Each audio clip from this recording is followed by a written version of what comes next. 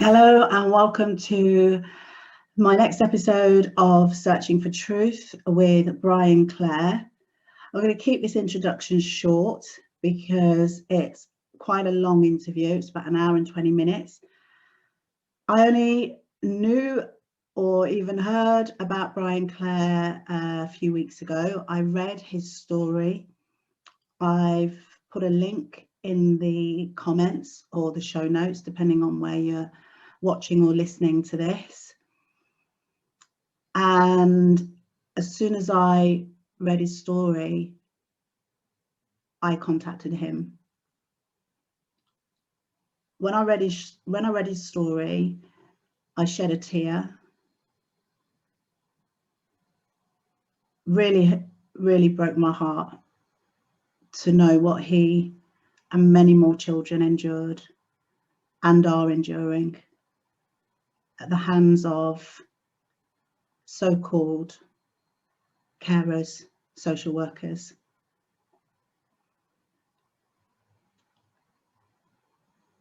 This was a tough interview for me, and I go straight into my outro, and you'll gather that from there.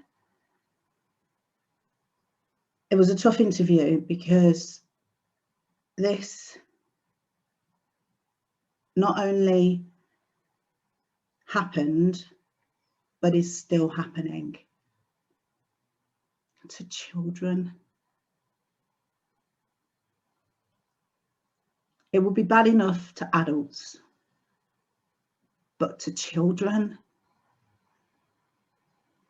So as a trigger warning with this interview, get your tissues, be ready. Brian Clare is a legend. He has fought and he's won, but the war is still on. He hasn't won, really. He's got damages, but there's still no justice because children's lives are still being ruined. So please do let me know in the comments. The more comments I think I get on YouTube and interaction and likes, the more I believe the algorithms share this video out. And I really want more survivors of child sexual abuse, satanic ritual abuse, to come forward and speak their truth, because in itself, that is a healing exercise. I know that because I've done it myself. So please do like, comment if you can, get in touch with me if you want to share your story on my platform, because that really is a real healing way forward. So I was going to say enjoy the interview. It's not one to enjoy, but it's one to know. It's we need to know that this has happened and is continuing to happen, because otherwise it is just going to continue to happen and we can't have that. So I will be back at the end of the interview. Take care. Okay, bye. Brian, I just want to say it's an absolute pleasure to have you on Searching for Truth. Thank you so much. I only made contact with you not even a couple of weeks ago after reading your story. Mm-hmm. And I will say your story broke my heart. I just told you of something which is actually quite minor. You know, the torment that stuck with me is quite minor compared to the real horrifics of what happened.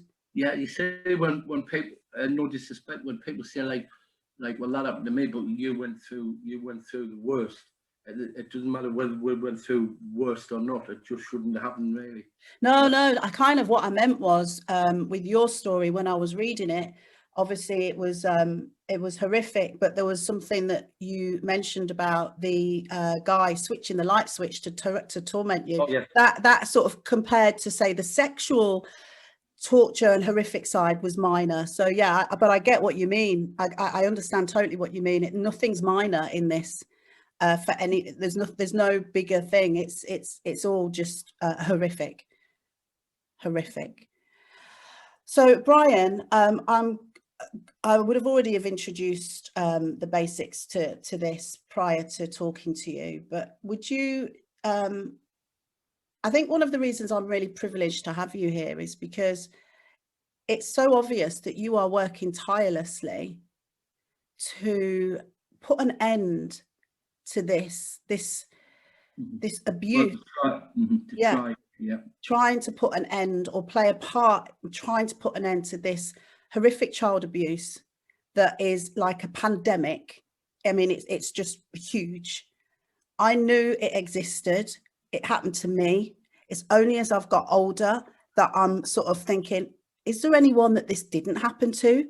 Obviously there are, but as I've got older, the more I've started sharing my story, the more people say, oh yeah, that happened to me. Oh yeah, that happened to me. Oh yeah, that happened to me. I mean, and so I've realized this is bigger, but it's only in the last 12 months that my eyes and my heart is really open to just how big this problem is. On the campaigning aspect, I started in 1986, 2 weeks after I left the care system. Well, yeah, the care system, you know.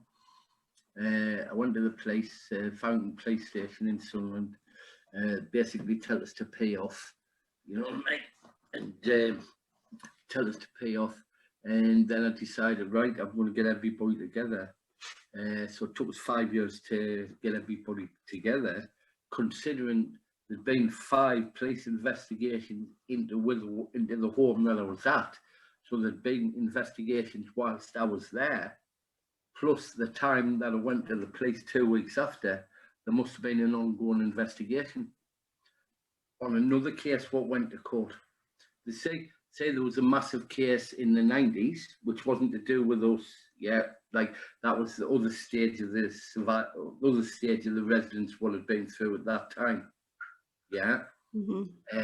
What it was, that was for anybody listening, that's the Glennis Tamblin, Tambilin, Kevin Roff, which is Roffe. Yeah, that was a major case. In fact, it was that at the time was the biggest of it, not as an investigation, well, as an investigation.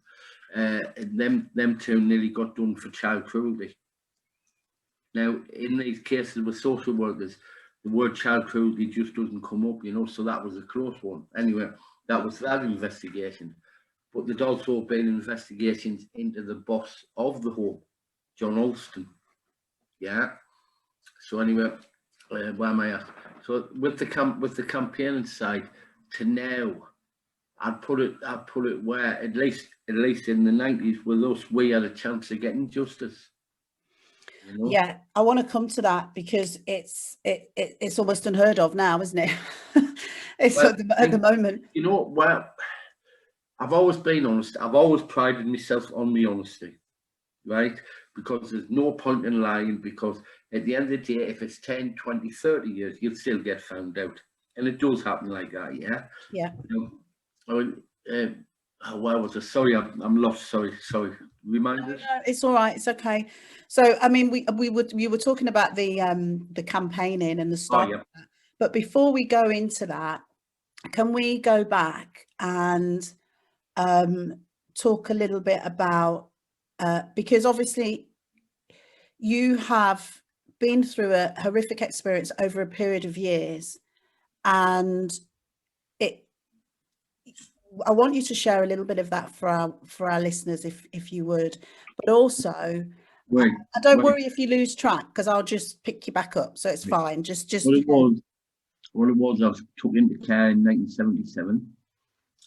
Prior to that, I don't have much memory about my childhood, but I certainly wasn't took into care under like my mum had been abusing us or anything like that, because I was hit by a fire engine at 7-year-old. Yeah, and I developed a lot of neurological problems. In my medical files, even then, it said that beware signs of epilepsy, but that wasn't checked out. So my behaviour was such that my mum tried to get help from social services. They took us for an assessment order, yeah, all the way through this, there's never been a full cat order. So what they've done was illegal anyway. Yeah. Within the first 2 weeks, I was in Emsworth House, which was really an assessment centre for a 7-year-old. You know, I was surrounded by like 15-year-olds, 16-year-olds, stuff like that. So it wasn't my age, you know. On the Friday, I went in, I ran. I got away for about 2 miles, but I got caught. Got took back, got took into prison cell, and it was a prison cell. They called it the secure unit. For running away, for wanting to go back to my mum. And then within the time I was in there, I was abused. You were 7 then, weren't you? Did you say you were 7? Yeah, I was abused. And then from there, it was Easington Family Group Home. Well, that says the family group home, they wanted to foster and adopt us, which I never knew nothing about. Yeah. And because I was playing up at the family group home, they transferred us back to Emsworth, the place where I was abused in the first place. Then I was transferred from there into Hexham, which was Mount Royal, which was a Bernard Rose run home. Because I was playing up there, they sent us back to Emsworth. Yeah. And then from Emsworth, I went to Witherwack, where with all the other homes previously, apart from the sexual abuse, it was all about psychological. That Witherwack was a totally different home altogether. It was weird because Witherwack was originally called Individual Treatment Unit, Witherwack ITU. Then all of a sudden, around about 1979, they changed it to Children's Home. But yet again, what was the idea around it? Why did they call it Individual Treatment Unit when it wasn't a psychiatric unit or anything like that? Anyway, first day I was the first one in there, everything fine. Within 2 months, it started getting full again. The staff were all right first, but then once they got to know you, they knew who you were, they knew what you were about, they knew how to wind you up. Because that's all it was about, was getting reactions. And once they got them reactions, you've got about 5 or 6 social workers sitting on you for literally 7 or 8 hours. They would take shifts. I mean, that's official. That come out in the inquiry. You know what I mean? But they would sit on me for for 5 or 6 hours. Why? I mean, I've often offered to do lie detector test. It doesn't bother me. And truth's the truth, you know. Such incidences. Well, I'm not naming the lass's names, like, but I witnessed them get raped. Yeah, that was one of the reasons I come forward. Wasn't for myself. I come forward, and then probably the biggest operation of its kind into child abuse, into children's homes in England, considering previously it had been Wales. So in the UK at the time was Wales, which was Brennerson and stuff. Yeah. Then after that was ours, which was Operation Rose. Now I was assured, yeah, Operation Rose was the be all of the next generation of investigations. You know, I had a good rapport with some of the officers. You know, some of the senior officers. They were genuine. You could tell. But then it went up further, and then at the cost of £5 million, they only got 2 convictions. So £2.5 million for each conviction. And considering that was the other side of Operation Rose, see what it was. There was that much went on in Witherwack: rape, physical abuse, psychological abuse. The police had no other option. And so the NSPCC were called in. We got 10,000 page we got 10,000 page signatures. Were on the streets for 3 to 4 weeks solid. People were lining up signing it, because the reason why they were signing it, because Witherwack, everybody knew what it was about in Sunderland. Everybody. What else was it? And then during the time I was there was a social work strike. You know, the big social work strike in the 80s. Yeah, and what they were doing is there was temporary people coming in. Yeah, that created an atmosphere of like strangers coming in, strangers getting away with what they wanted. You know what I mean?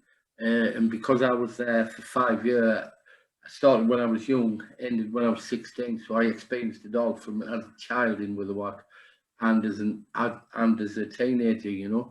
But when I become a teenager, I was just doing what I wanted to do. They couldn't lock me up. I was just walking out the door. I mean, they were standing there trying to block us at times, and if you don't move, you're going to get knocked out. You know what I mean? And sure enough, they got knocked out.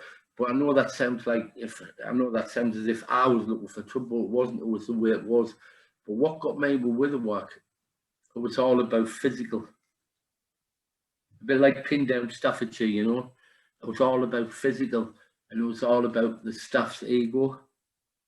You know, if the staff come in a bad mood, you said something out, you get a clip. I mean, one instance, I'll say the name because the name's gone through the court, it's public. Peter Murray. I was swinging on my chair like this, yeah. He grabbed me neck, dragged us back off the chair, nearly choked us, dragged us up 2 flights of stairs, basically beat the crap out of us. He was more bothered because I'd ripped his shirt as I was grabbing. The boss, John Olsen, was walking down, says to Peter, leave us alone. I just went up to the office with Peter with John Olsen.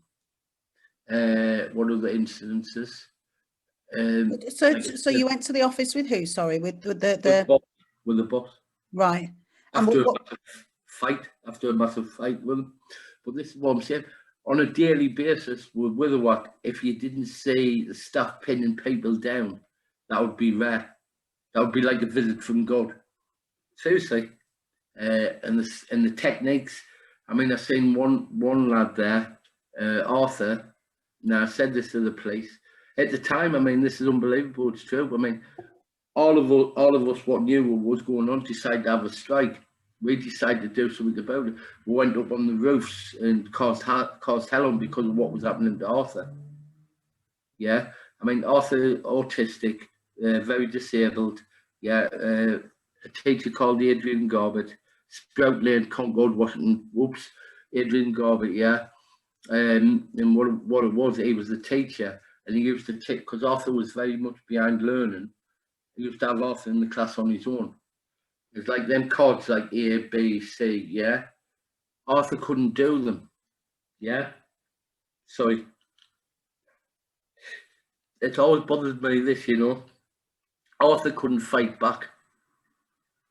And Adrian Gorbett loved it because he used to play psychological tricks on him.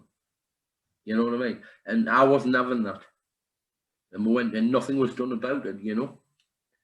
You know, and plus the teacher knew Adrian from the previous place where Adrian had been. Yeah. No, he never got justice.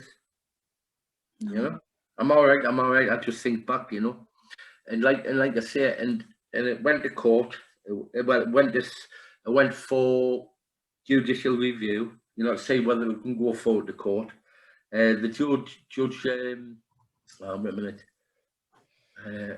Big judge at the time, he turned around and said, if it hadn't been for my statements, none of this would have happened on the Sunderland side because it was also on Newcastle side as well. Right. You know what I mean? Yeah. None of this would have happened. But in the end, we got told, because there'd been so many investigations, there's no way the truth would have come out. So the judge is practically saying, yeah, it's been a massive cover-up. I mean, I've got that statement there, you know what I mean? Anyway, and then after that, we lost it in court. They weren't found guilty, they weren't found not guilty. Now, I've never heard of this before. It was put on hold. Okay. And this is an investigation. It was put on hold. So whether or not that meant if any other evidence come forward, we would push on, I don't know. Yeah. So after that, I was so I was so annoyed, so angry that a judicial system that I thought would fight for the truth. And I looked into it, found out a lot, looked into Operation more deeply, and then after that I got involved with other stuff around the country. When Sidney Cook got released out of Wandsworth, you know, the Jason Swift and stuff. From there, I met Peter Saunders, National Association of People Abused in Childhood. From there, it was Scotland. From there, it was back to Newcastle. From there to Liverpool, Operation Care. Remembering this was in the early 90s when it wasn't like It wasn't like where people could do YouTubes about and stuff, you know. Mhm. It was also from a time when you didn't have the internet like it was.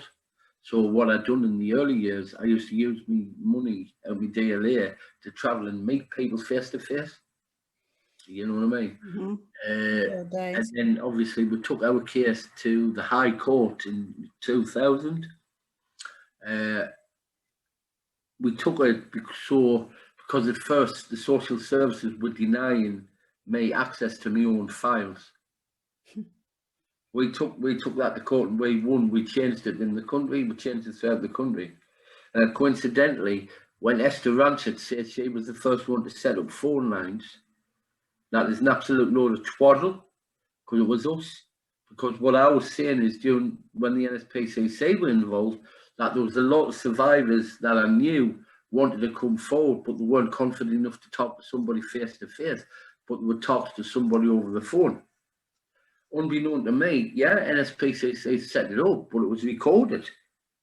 So they're getting on the phone to a recorded message. I went off it, yeah, and says, how the hell do you expect survivors to talk to a bloody machine? You know what I mean? We changed that, you know. Wow. What else? And then obviously I went up to North Wales with Brenner, where what was happening with Waterhouse. You know, that was an interesting case. So just a moment, just because I want to just stop there for a minute, because you've talked about the psychological impact, or the psychological acts that they at this place where they abuse this Arthur as well.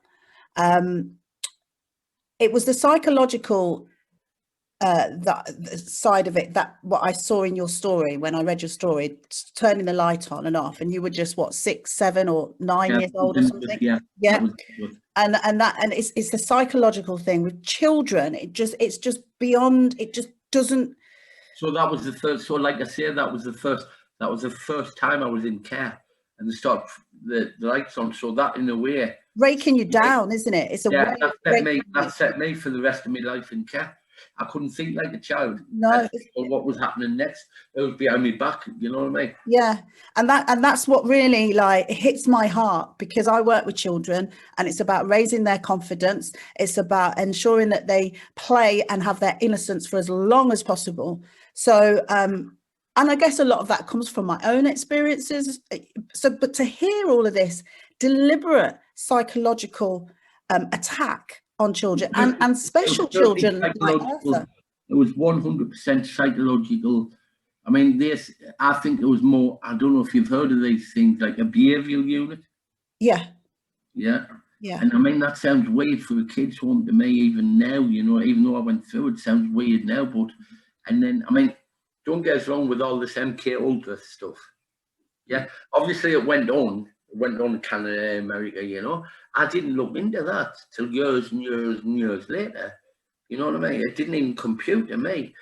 I'm not saying it all, but some of it certainly, you know what I mean? So the social workers could get their little psychological thing. I mean, when I was leaving, there was a case conference on the Tuesday morning. Hi, Brian, just to let you know you're leaving. And I look out the door, it's my mum walking down the road. So when you think about it logically, what was I doing in care in the first place? Because I was back to the same situation I was, well, not the same situation, but I was back to my mother, back to my mum. So there was no point in me being in care. But you mentioned behaviour, yeah, ADHD. The care system does make you grow up fast, yeah? But at the same time, this is what I'm saying, in all the years I've campaigned against paedophiles and stuff like that, you know. I also went after foster and adoption services. The main reason, because a lot of the social workers would have been through a lot of the social workers what worked in the care homes that I'd been in moved on to foster and adoption. You know, so certainly within Sunderland, there's been three reports. The first report was slagging their foster and adoption service, children's first up here, really bad. give them 6 months to improve the services. Second report comes in, yeah, worse than the first report, yeah. So we're waiting for the third report, yeah. Also, there's incidences with Sunderland councillors in the past where two lads were left to drown in the bath when it was recommended that they be taken off the so-called parents. The person who was responsible got suspended for 6 months, yeah, got suspended for 6 months with full pay, and then took back to the very job. Well, because she was the inspectorate, not social service inspector, but she was the one overall in charge, yeah. And she got suspended for 6 months, full pay, brought back into the same type of job, but given promotion. Sunderland City Council's had two convictions of their councillors recently. One was Paul Middleton, getting on the phone to a young child. Do you want to have sexy fun? Now, at the end of the day, that wasn't the hunters group. It was the police on the other end of the phone. That very rarely happens, so it shows that there was an investigation. Yeah. Also, Tommy Wright, councillor on the Labour side yet again. This goes back years, was given 16 years, yeah. At the same time, paedophiles don't get 16 years these days, you know. Don't even get 6 years, do they? Also, a former councillor called Dave Allen. How can I put it? I've got to say allegedly, but you know I don't mean allegedly. Yeah, Dave Allen, I'll say the name. You say the council won't come near us. They won't. I mean, I'm saying this, yeah. So automatically you think liability, you think libel, wouldn't you? Mm-hmm. Yeah. They won't come near us because it was us what got an apology in the front of the papers. Right. Yeah. I'm not saying this for my own credit. It's just so people know. I was in the Guardian newspaper years ago when there was such a thing as free press. Yeah. Also done an interview with Private Eye. That's when I found out about Ludgate Communications. You say, people, there's so much I want to say. There's a part 2 of my story. Yeah.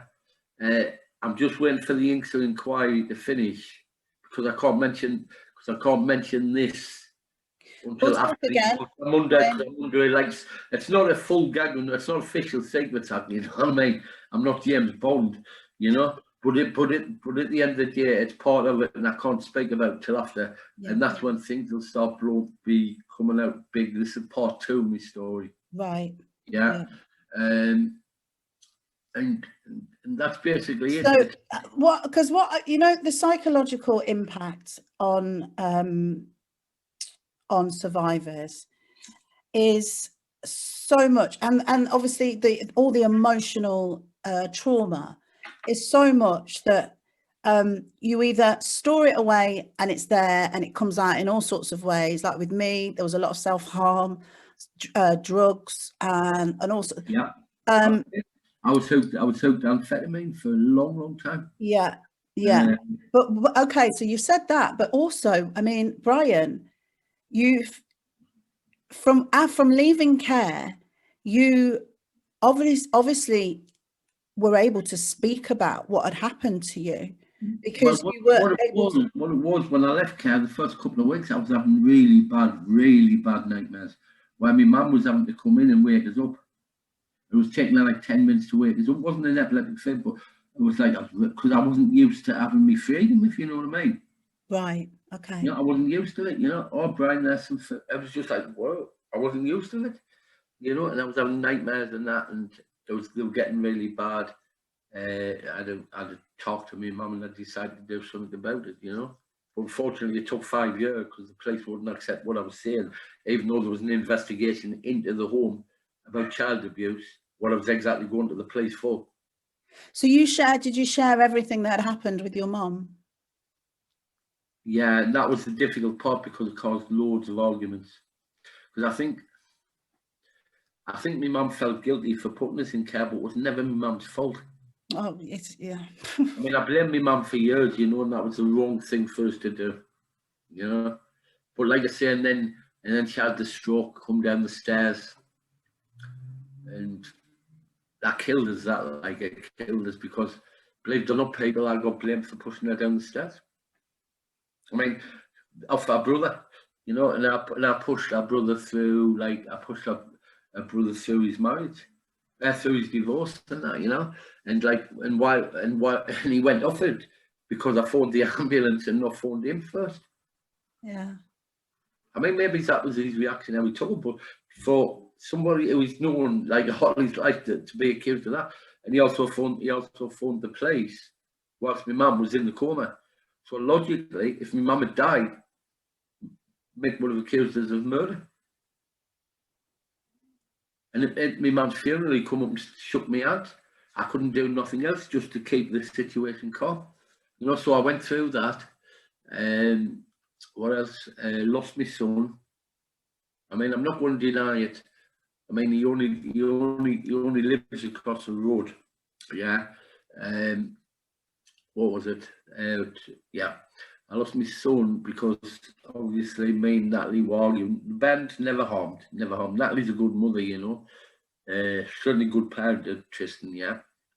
And we weren't getting on and stuff. She was too controlling for me. And like I said, she went to court. She stopped us from saying, and we went to court and everything. And at the end of the day, because I'd been in care, well, then the drugs showed up, obviously, which I take responsibility for that. And that's one of my biggest regrets. Yeah. I mean, it's not that Tristan was harmed or anything. And obviously, that was the time, that was more than ever being in care. I'd lost everything. So how did your son, do you say your son passed away? No, that was my mum. Oh, your mum. Okay, your son's, you just didn't, you weren't with your son. So yeah, I get it. Yeah. And like I said, so with the trauma in that, with me, the nightmares have eased off. I think what it was, all the anger I had, I just turned it around one time. You channeled it, didn't you? I think it sounds like you released it to a point to then channel it into this campaigning, and well, to be honest, and you've not stopped since. Donna, the campaigning's been all my life. It's part of it. It's like my right hand. You know what I mean? Yeah. Yeah. Because what I mean, how can I put it? I mean, I could have been married. She wanted us to go over to Iowa to live, to get married, you know. But considering that, I mean, I know I couldn't say him till he's 16, but my son's over here, you know, and she understood that. And there might have been a point where Tristan needed us until he might have needed us before 16, you know, and I wasn't prepared to risk that, you know. Yeah. I mean, I know she always said, well, I could have flew back over to see him, but it's not the point. I need, you know. Yeah. You know what I mean? So what I'm basically saying, to me, it's all about it's children now. It's children first. Well, I mean, how must it be? You've been campaigning for so long. You've experienced this on all levels yourself as a child for pretty much your whole childhood. To be still here now with it hasn't got any better. I mean, I think care homes have closed down or whatever, but it's all going private, isn't it? It's just bricks and mortar, isn't it? It's the people. How does it feel now? Yeah, we achieved some good things we achieved, like Willowack and stuff and Sunderland. We achieved some good things, but they just weren't good enough. That's no disrespect to anybody who's campaign. It just wasn't good enough because I would go through everything I went through. Everything. You know why? Because because next year, sex education. Well, I wanted to touch on this. I did want to touch on this. Which really upsets us this. Yeah. Means that every survivor what's come across, whether they've been in social services run care, Catholic run care, private run care at the time, whatever. Yeah. It means everything they've ever done and every time they've spoke to inquiries, that's just been pushed aside.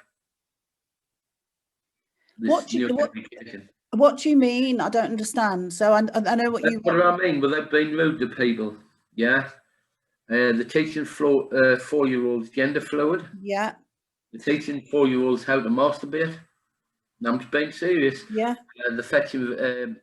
The fetching plastic women's private parts, the fetching men's private parts in, saying this is a dildo, this is a, yeah, and it's happening. It's actually happened in England, by the way.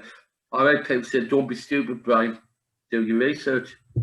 Yeah. Now, at the end of the day, right, how the hell can a 4-year-old know the difference between what sexual parts are? They're not, it's not a capability that enforcing that on them is taking the childhood away for starters.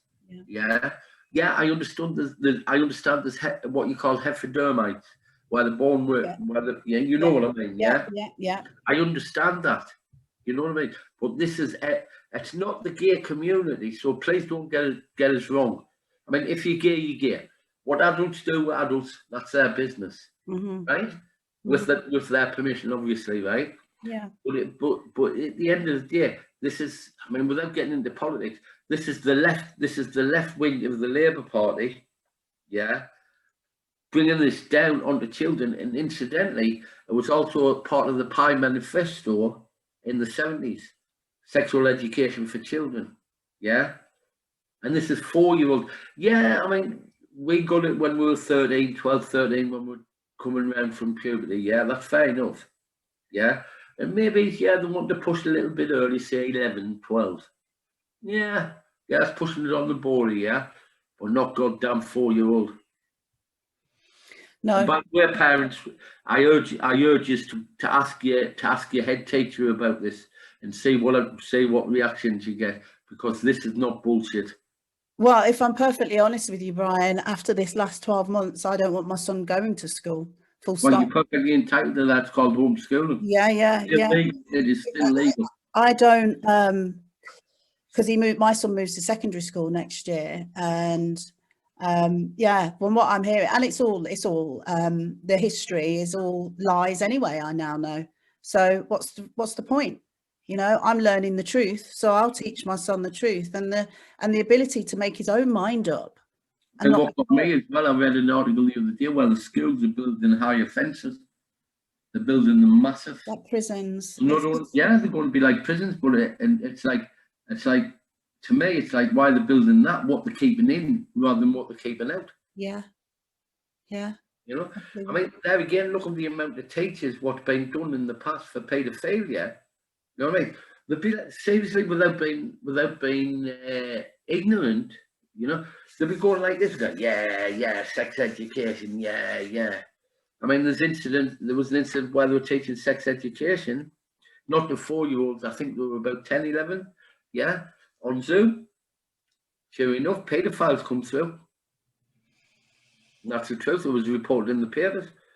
Can you see how open that the government is making this for paedophiles to move in? Yeah. And considering people, I studied all about Sidney Cook for years, and he was Yeah. You know what I mean? And like I say, with the Inks, I want to come back to the INCSO inquiry, independent inquiry into child sexual abuse.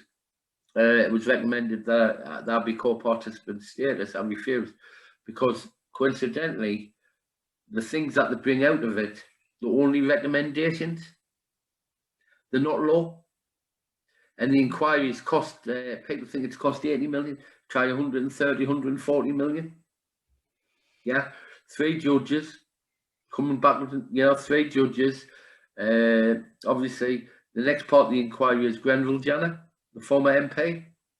Yeah, major nonce. But I'm not anti-Jewish, you know, I'm anti-Zionist, but I'm not anti-Jewish. Yeah. At the end of the day, I looked into LB. You know what I'm saying, don't I? I'm looking into LB, looking into Grenville Janner. Now, obviously, there's been nonsense throughout Parliament for history, all the MPs and stuff like major people. Yeah. There's a big Lithuanian Jewish link. Right. And this is the next part of the inquiry. You know, I think that's 6 months, and should be interesting to see what happens there. But whatever the inquiry say to local encounters, to local councils, the only recommendations. So now, can you imagine that council leader being a paedophile? He gets these Labour councillors to say, "Oh well, we'll reject this. It's not good enough." you know. This is it. There just seems to be so There should much. be inquiries, there should be inquest. That's what Yeah, it should be. yeah.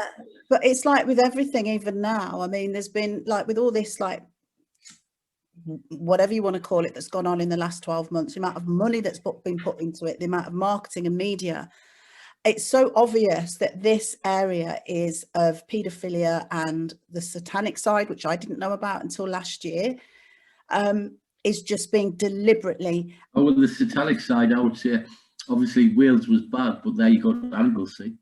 Anglesey is really bad.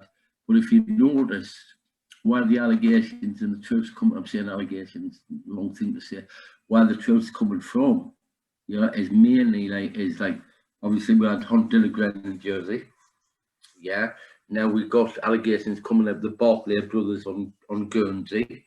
You know, the bankers. Yes. That's the very latest. Yeah. Right. Okay. Yeah. We had the Shetland Islands. Yeah. Okay. Then there was Kid Willie in Wales. The judge actually judged that as a satanic trial. And obviously, I think out of like England, Wales, and Scotland, I would say Scotland's the worst for satanic.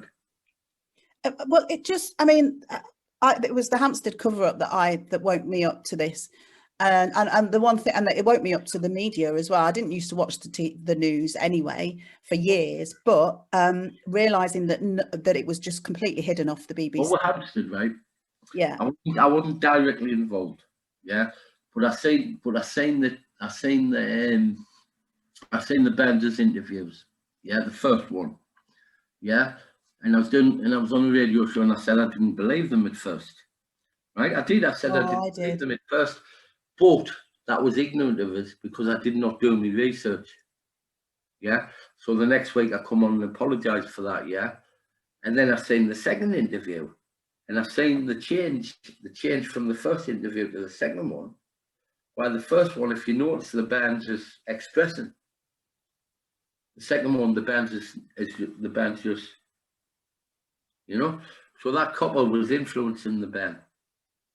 I'd say that's why I recognise with so-called professionals how they work. I mean, I've dealt with them all my life, you know. And also, yeah, Ella didn't. I do believe Ella, obviously, and I do believe they were satanically abused. Yeah, but in the end, I had to get out of it because there was too many people getting involved. When you say to get out of it, what then? Back in 2015, when it was going on, you're talking about. I first heard about when I was on the roof of when I was on Ken Clark's roof. Yeah, we'd done something on Ken Clark's roof. Sorry, it wasn't a bomb or anything. Okay. Yeah, don't worry. I'm no terrorist anywhere. Yeah, so I went on the roof and I've done that. Yeah, and that's when I was. I think it was Jana. Somebody was telling us about all this, and I was looking into it. And sure enough, look at years later, massive cover up. You know.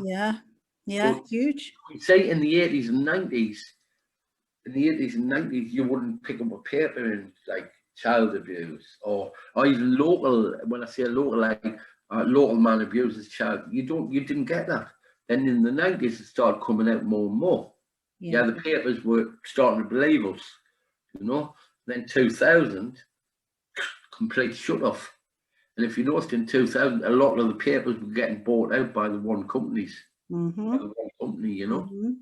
You know, but there's just a real tight lid. I said on radio 5 years ago that it was coming to this point what we're at now. I said that, I could say it, you know what I mean? I said that, and sure enough for that. I mean, we say, well, the biggest pandemic is this so-called made-up vaccination, yeah. You know, that not only at this time has been done because of what's coming out with child abuse, but it's also been used to cover up other things, as we all know, you know. But at the same time, there's more children getting abused now than ever in our known. Yeah.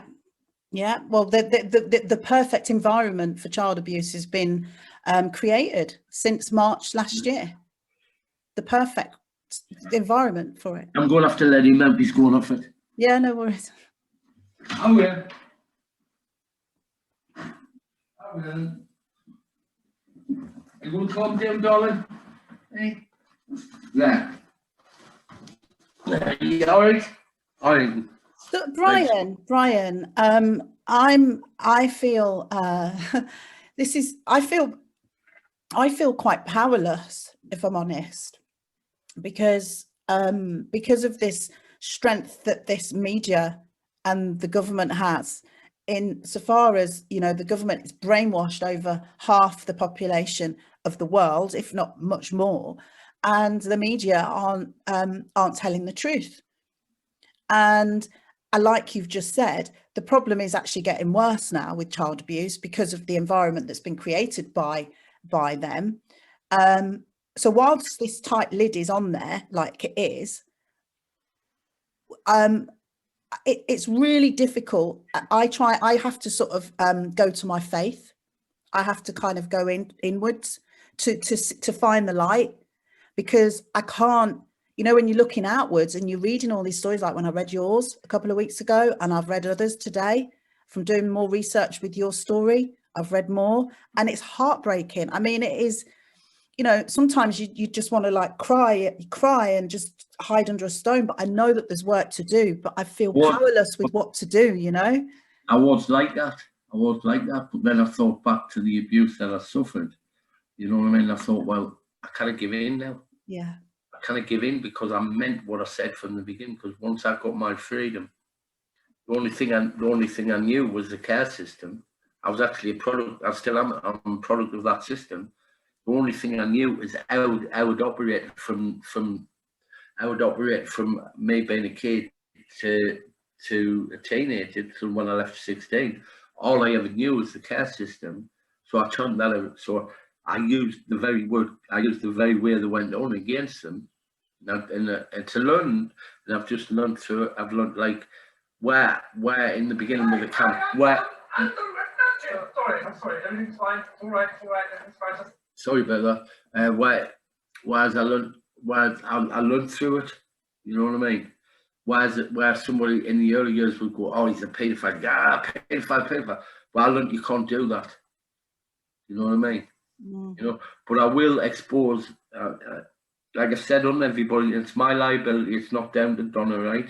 So I take this as liability, right? So it's me, right? I am going after those campaigners. What I know are false. What I know is false. They are there, aren't they?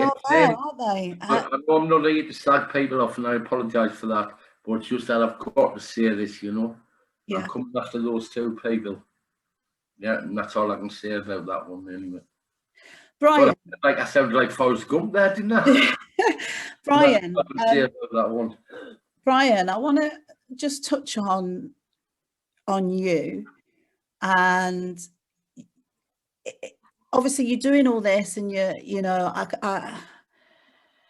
how are you, like, you know, emotionally now? I don't show me emotions really. I mean, I've learned how to cut them off.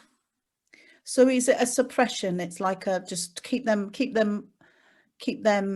down. Do you feel like there's still stuff from your childhood that you haven't, that you're just keeping? Yeah, part two of my story. Yeah, because you said something when I read your story, you said something like, this is hard work. This is hard, you know, and it in the early years it was goddamn hard work because it was only me. You know what I mean? And then gradually, and all the crap. Oh, Milo, I tell you what, you're going to go back in that, right? 2 minutes. His lordship's off. No, Milo. Stop doing that, dog. No, it's your own fault. What?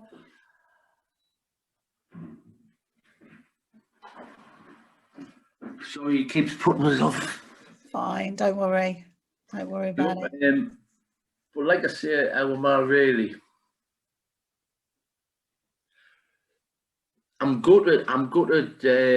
Personally, I'm gutted at the way I see the so-called justice system going. Then I see the Labour Party voting for non-mandatory sentencing on paedophiles.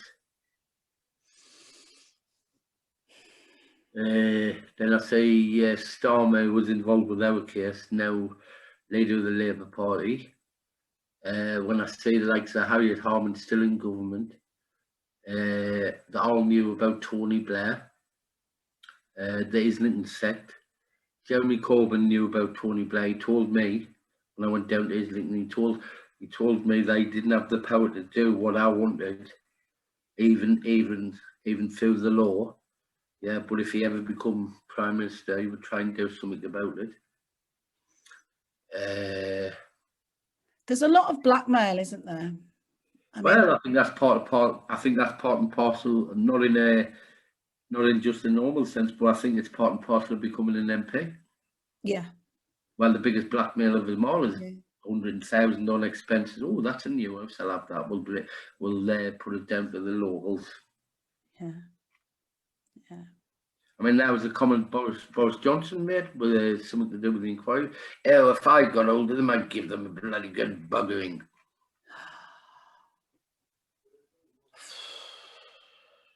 Yeah, it's just, have I ever known a government what was capable of looking into child abuse?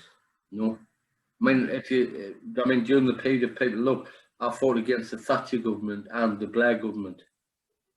You know what I mean? I spoke to the Parliamentary Select Committee, but unbeknown to me at the time, we had the likes of Keith Vaz on it, well-known nonce, well-known paedophile. You know what I mean? Cameron at the time wasn't Prime Minister, but he was on the committee. Mm-hmm. Mm-hmm. You know what I mean? And it's funny how years later all these allegations come out, isn't it? Yeah. Yeah, well, on the very committee what was supposed to be looking at it. I mean, the MP what backed me was Chris Mullen. You know, the one what backed the IRA and that. Oh, yeah. Right. Yeah. Yeah. Only to be found out later. Yeah, that Chris Mullen was given the job to investigate parliamentary Freemasons, to come back in the report and say parliamentary Freemasons didn't exist. Yet they've got a Freemasonry lodge in Parliament. Yeah. Well, I'm learning a lot about this. I mean, there's a lot of anyone listening or watching this. There's a lot of information. Obviously, you probably don't want to accept everybody onto your page. You'll be careful, but there's a lot of information that I'm learning from you. You're posting some really informative stuff, Brian. Yeah, but like I say, I think with the law, and everything, it's like, I mean, we all know about Justice Fulford, and when there's a group of judges wanted to bring the age of consent down to about 5 or 6, and these were High Court judges. Derry Irvine, the lover of Sherry Blair, he was the highest judge in the land. Obviously, Tony Blair's son is Derry Irvine's. Yeah, people are saying, whoa, but it's true. And how Tony Blair sped up fostering adoption 100%. Because prior to that, fostering adoption was fine. Well, there was still stuff coming up, but wasn't as bad, yeah. So he done the deal with Norway to speed up fostering adoption 100%. You know what I mean? And stuff like that, you know. It's a real lottery now, isn't it, for the children? It's a real lottery. What's just come out with Canada? You know, the residential school in Canada, and they found all them bodies of the beds. That's what I was reading today. Mm-hmm. Well, I spoke to the Reverend anyway. You know, I spoke to him a long time ago. Just what it was, he was going to fly in for the thing in 2010. You know what I mean? But the government stopped him flying in. You know, and obviously William Coombs, who mentioned about the Queen taking the band, he went in for a routine hospital operation and died. Mm-hmm. I'm going to post a link because there's a lot of things you're mentioning in this interview. So what I'll do is I will post a link to some of these things so people can find out more, because yeah, we're mentioning quite a lot. There was I was looking at Leon Britton today, and yeah, sorry to even have to mention his name. And obviously 6 years or however long after he's died. His wife has come up recently this year to try and, you know, like disgusted with how she was treated and this, that, and whatever. But His wife knew when Leon Britton had the 2 bands in his house. Yeah, the 2 kids in his house. His wife was there. is that, well, this is what I was leading to. And the police found them 2 kids naked. Well, I'm looking at a picture of her and him just today, and I'm looking at her, and there was something that I posted on my Facebook. I think it was before I connected with you, but there was a Lady Levine or lady somebody who was in court in Peterborough a few weeks ago. Did you hear about that, Brian? Yeah, I did. Obviously, I mean, I don't get the papers and I don't watch the news. I was absolutely gobsmacked that it was even on the paper, in the paper, but I guess it had to be because it was there. But she was a lady. And I imagine it's around that time that this other lady, Leon Britton's wife, has come out and said, right, I need to clear my name. Because I reckon all these ladies are not ladies at all. I mean, when I was reading about this Lady Lavinia or whatever her name is, I'm like, how dare you have a name? How dare you be called lady?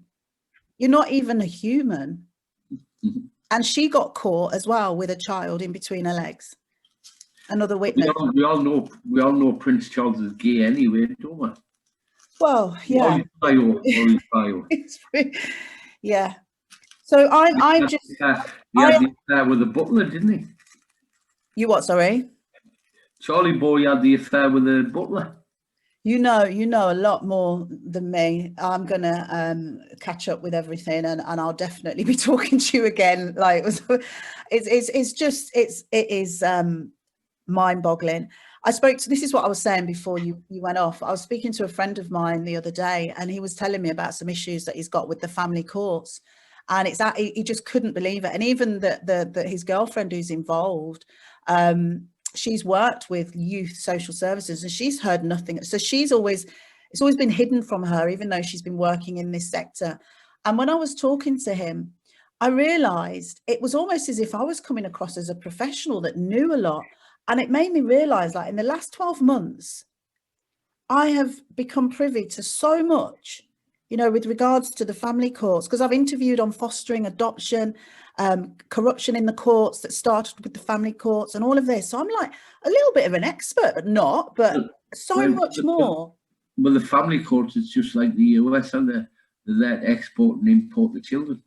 And it's completely hidden away. No one could. The family courts should be more open. Obviously, you don't name the people. You know what I mean? You don't name the band, obviously. You know what I mean? But it should be more open. Yeah. But they don't want the family courts open because of the bills that they earn. You know what I mean? And they don't want them and the evil ones within it, which is all of them. Yeah. They don't want it exposed. I mean, the judge in my case was a bloody Freemason from the download. I found that in the download book. I mentioned to my solicitor, there's nothing we can do for that. And as well, at the end of the day, I can't start saying it all to him. What do you mean?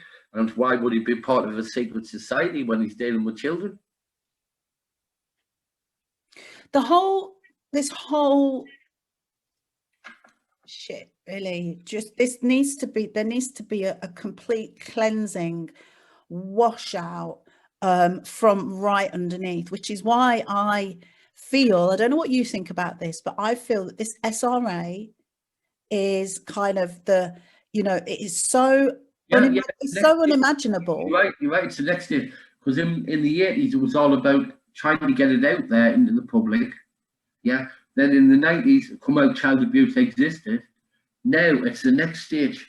Yeah. And the next stage is the satanic side. But that is going to be, for me, this is what I think of this, Brian. I feel like it's the hub underneath all of it, because it's unmanageable, really. A lot of people can't bear Millie going missing, and something happening to her, but this is on a completely different level. And so I am praying that this comes out, and I do believe, and I'm really. Well, I call on the people to call for an inquiry, yes, but not what they call an independent inquiry. Not an inquiry, an inquest. Yeah. They have different rules, And also one of the reasons why I do this is because a couple of the lads I knew killed themselves. In fact, there was more than a couple, you know, because of what they went through in Witherwack. You know. Are you still in touch with Arthur? No. No, I know he's all right. He's back with his family now, like, you know what I mean? He's getting on, you know, and I'm pleased. Can we just touch on that for a minute? Because I'm in all of these groups on Facebook. It's very obvious that there's a lot of adults our age and older that are still carrying this trauma. You say I'm from like the 70s. Yeah. It was a generation before the 70s which wasn't social services run. You know what I mean? I think the social services only just started coming in the 70s. So there was like generations before that. Well, I was adopted through the Children's Society, so that was something I think originally, like, even the allegations what were coming out in the 50s and 60s, something had to be done, obviously, and then obviously Bernardo's has always been there, you know, very dodgy organisation, very dodgy, you know, and then there was like all the places set up like Beach Home, which wasn't social services run. Obviously the places which were run by Catholics. Then we had the Northern Ireland Inquiry, which was the Blair brothers, yeah, which damn good lads, actually, good lads. Then we had the Irish Inquiry. But naturally, the Irish Inquiry come out about the Catholic abuse, yeah. With the Northern Irish Inquiry, we had Kincora. It started coming out about the links between Mountbatten and Kincora. Yeah, and the real people what took them out, and it wasn't the IRA. Yeah, because of his what he was doing to the kids. Yeah, I mean, I've got no proof. I've got no proof of this, but obviously it was on the orders of the Queen that he got took out because it was getting too public about what he was doing. I want to. I don't know. Are you in any way, shape, or form spiritual at all? I have, yeah. I've always been spiritual. I've always seen things. Well, like even when I was in that security, and even though I was in that room, you know, what I've done is I've got a knife, a Bolster knife from the tech, because during the day, sometimes I'd go down to the class in Emsworth, you know. I think the Bolster knife hid it underneath the mattress. Even though the bed was a square block to the wall, was a mattress hidden under the mattress. You know what I mean? I was going to kill myself at that age, but something stopped us. I've always had, like, it's weird, like, because I've always had something like that, something stopping us. I think it's me nana. Yeah, well, I've heard this a lot with survivors. There was some extra source of energy support for children when when things got really bad. I went back when I'd done the police statement with the solicitor and that, you know. The same square window was there. Obviously the room had been altered, you know. It was weird because I actually seen the ice cream van. Like, I went back, looked through that window, because I can always remember as a kid, you know, banging on the window. It was a plastic window at the time, banging on the window trying to get out. No, why? Not to escape the home, just to get an ice cream. You know what I mean? I went back, it had been changed and everything. I closed my eyes, said where the door was, the plastic light at the top, there was no toilet, plastic, the window over here. You know what I mean? You know what I'm saying? But this is what the judge said. He said he'd never known anybody with such a photographic mind, you know? And that's all still there, you know, that's all still there. Yeah. And you're channeling your energy to try and prevent this from happening to other children, but must be sending you absolutely crazy because it's happening more than ever. But not these days, sweetheart. I'm a Sunderland supporter, so I've got something else to take us away from being crazy on that aspect. Right. Okay. Yeah. That's football. Sorry. Sunderland. Oh, I see. Okay. You got to have an outlet, right? You got to have that. You got to have that. Do you like music as well? Yeah, Dylan, Clayton's Clearwater Revival, stuff like that, you know. Do you find listening to music can help you, like, get, you know, certain music can help just lift your vibration? But the reason I asked you if you were spiritual is because you'll see on all my interviews, I do the angel cards. When I'm talking to my guest, I like to just sort of get a feel for what the angels are telling me. And, you know, like I said to you, I feel powerless. Like, it's really interesting because the card that I got was power, if you can see that. Mm-hmm. And another card that I got, I just draw 3, was glory, as in like celebration. And then the last card that I got, Brian, was peace, the angel of peace. So these are really powerful cards. They're all powerful, but these are really, really, like, you know, and with what we've been talking about today. I had my cards done a long time ago, and even the woman then said that the cards she pulled out was like 1 in a million. Yeah, the power and glory are like the high realm of the cards, you know. Yeah, peace obviously speaks for itself. I do believe we're gonna sort of start ending this now, and I would love to talk to you again, Brian, if you would.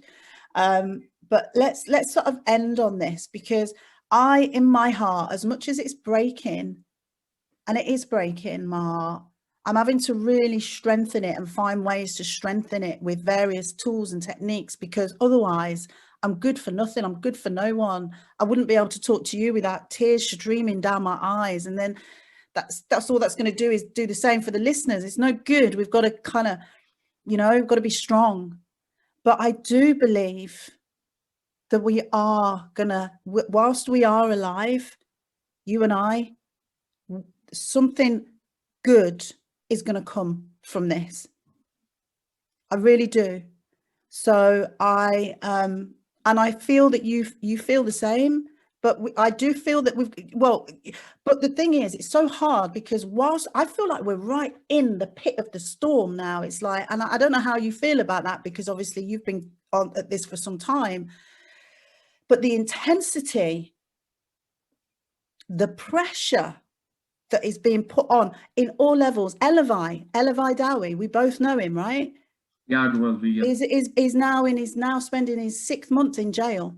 He shouldn't be there. Speaking out. Yeah, he's got evidence on the judges, the family courts. You've hit a point there, like, Don, because what they're doing is, I've noticed that these values, they are targeting the survivors, not the people. I mean, even though they are targeting people what speak about the virus, well, the alleged virus, the false virus, yeah. But at the end of the day, they're starting to target a lot of the survivors. Yeah. Now, I'm not prepared to put that whether the police are there or not, and they got told the other week that no. Sorry, say that again, Brian. They tried to move in on the survivors the other week. You know what I mean? And I tell them straight.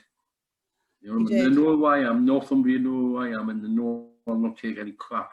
Because at the end of the day, no matter what I've done, what I've achieved, it doesn't bother. It bothers what I've achieved, i.e., to make sure that the children are safe. I mean, that way, yeah. But at the same time, I'm not having Northumbria Police, because they know I know people. And at the end of the day, I'm not having them bringing their drogatarian rules down on survivors when they're only speaking out. I mean, we've got Melanie Shaw inside. We've got John Patterson inside. I know. It's on my profile. Carol Woods. Yeah. I knew Carol years ago when we were exposing the Groucho Club. You know what I mean?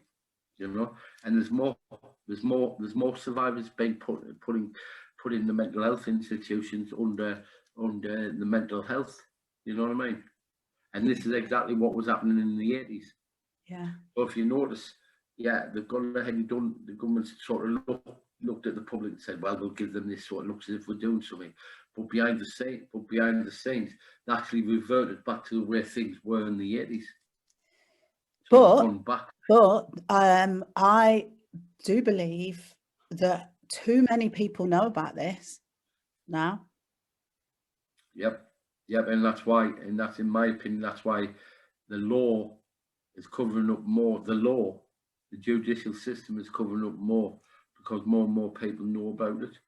Because you know, you talk about, like in India, that all these people are supposed to be dying and that, when it's a well-known fact to sleep on the street because it's too hot.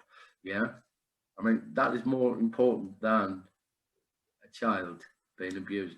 Like the 80,000 will go missing from England, from the UK every year. You know what I mean? Theresa May admitting that they couldn't find the whereabouts of 10,000 children. You know what I mean? Yet this false virus is more important. Yeah. Well, you look at Thatcher, come out about North Wales. You look at Boris. You won't discuss what happened to him when he was in his private schools. You know what I mean? So it's I think certainly within the family, the high up families and that, I think to them it's a normality. Yeah. You know, like the higher class. You know what I mean? Well, we know we a lot of us now are aware of the mind games, and certainly if you went through the level of abuse that you did, you're well aware of the psychological programming and yeah. So as a child, that was probably for the likes of these people, that was going on from the start. So for them, this is just what they have to do, because this is what they were conditioned to believe is the right thing to do. So the empathy is on a completely, probably non-existent, but they're not in the same reality as us and those children. I mean, Boris, there was a video I saw recently, around £250,000 he's involved with a newspaper, and he said under his breath, well, that's chicken feed. It's not chicken feed. 250 grand is not chicken feed.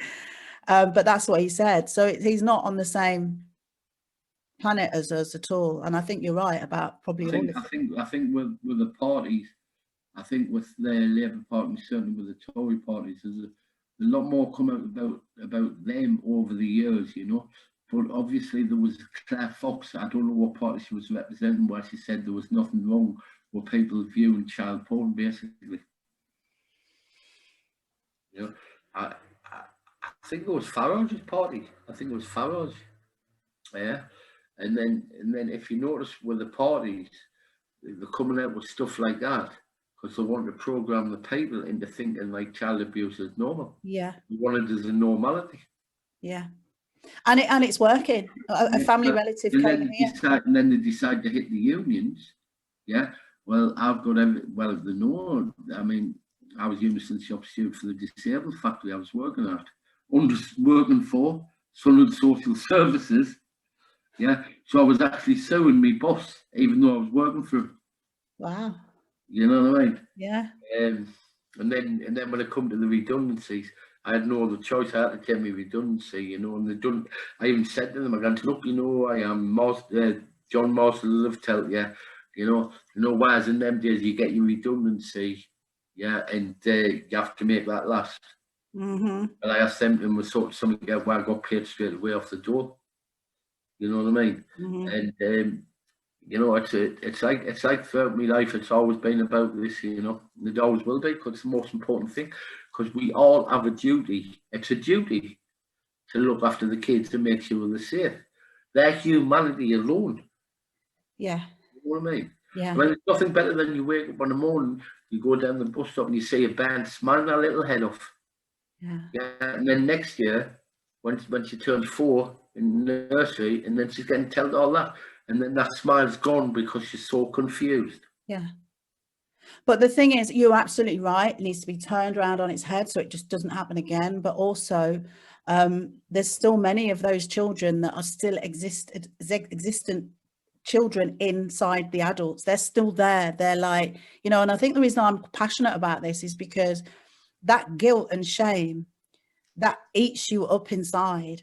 And actually, people like yourself, me, and other survivors, we have got so much to give. I'm seeing it with you. I know it in my heart. We've got so much to give because we know firsthand. I want to give them children the very thing that I didn't have, their childhood. Yeah. The most important thing, I want to give them their childhood.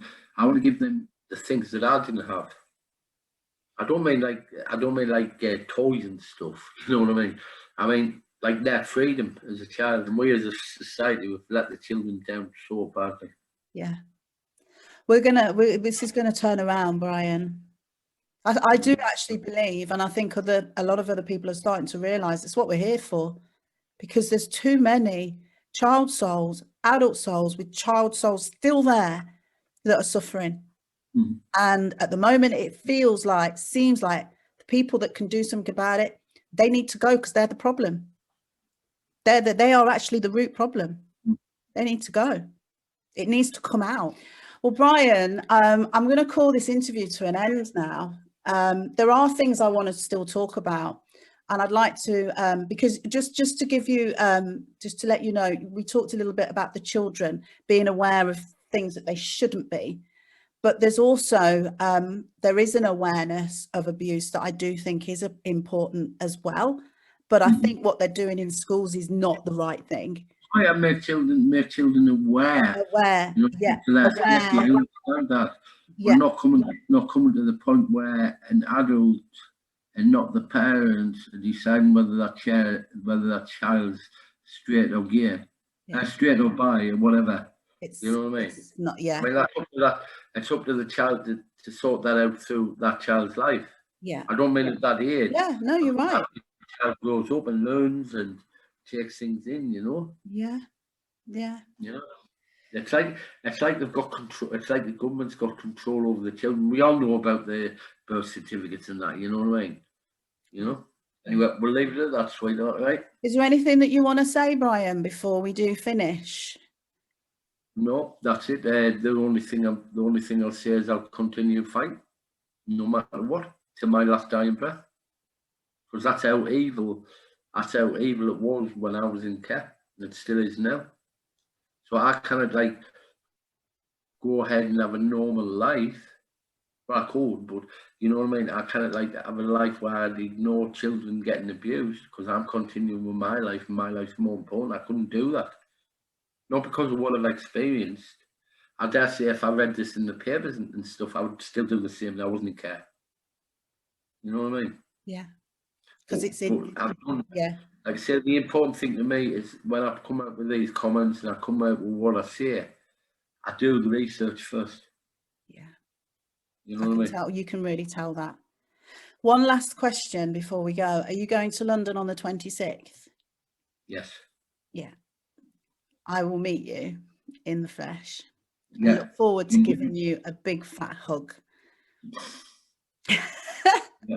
Well, like I say, I'm going down, but I'm going down on the 26th, but I'm going down to, not for that specific reason, I'm going down just to observe, if you know what I mean. Yeah, I think you need to be there to observe. Well, I was asked. I did ask the person if I could speak, but I've never gotten an answer back. So I think that's the way it is. Put it that way. The person knows who I am. Yeah. Yeah. And because of this person's previous engagement, previous involvement with an enemy of mine, I can't get involved with that person. Fair enough. Yeah. Don't get it. Yeah, Brian. Thank you, my darling. Thank you. And I will, look forward to speaking to you again and definitely seeing you in a few weeks' time. Yeah, definitely. Yeah. Right. All right. I'll see you later, sweetheart. All right. You click off because I'm just going to do a little outros. Wow. That was an interview and a half with Brian Clare, campaigner, activist. I realize there's a lot I don't know, but I also realize that there's a lot I do know. in a very short space of time.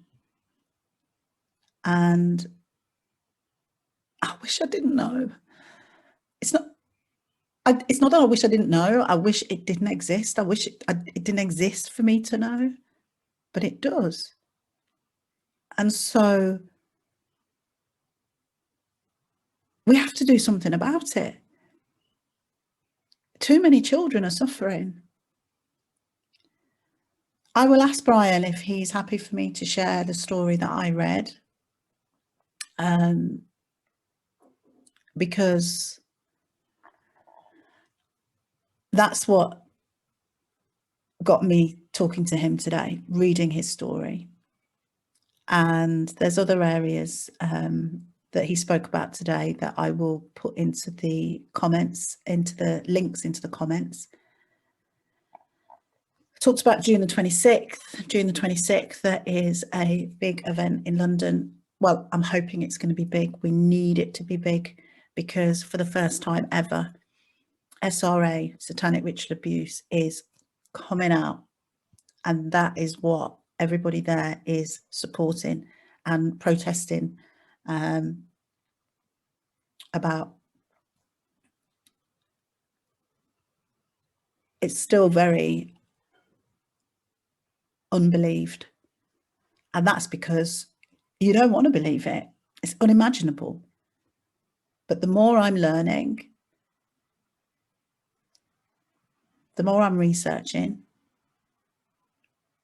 the more it is becoming plainly obvious that it's not only true, but like I said in the interview, it is the people that are keeping it away from us that are involved, either directly or in covering it up, and therefore they're involved.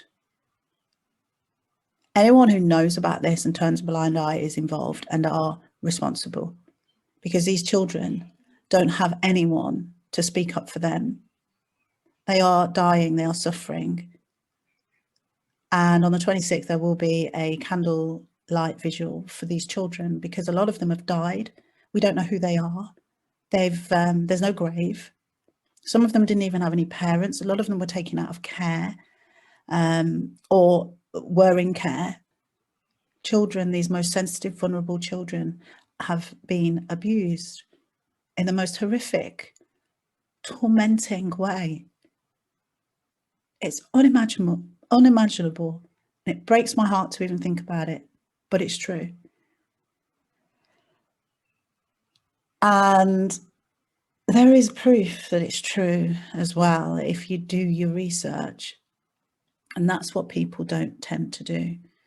So I'm going to leave this now and really look forward to speaking to Brian Clare again.